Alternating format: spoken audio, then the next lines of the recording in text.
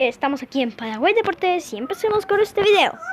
Bueno, hoy hace unos cuantos días o una semana, River y Cerro Porteño empataron 0-0. Como pudimos ver, por poco River le ganaba a Cerro.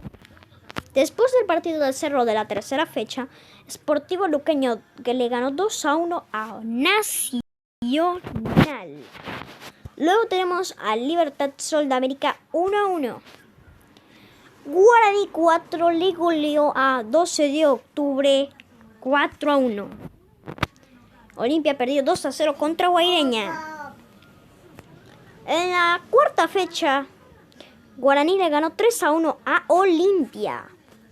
Nacional le ganó 1-0 al campeón del torneo Clausura Libertad.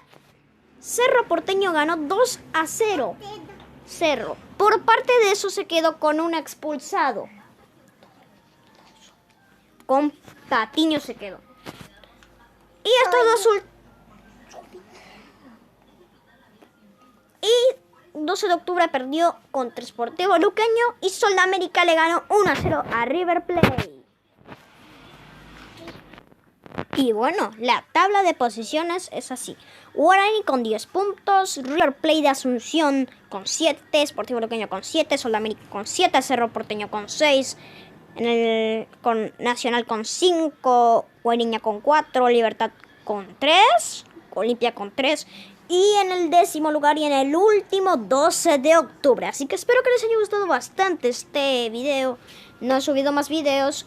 Pero también sabemos que nuestro Ciclón se eliminó 1-0 con el gol de Fred, mientras que Olimpia va a jugar contra Flamengo. Son todas las informaciones deportivas. Me voy despidiendo. Paraguay Deportes. Adiós.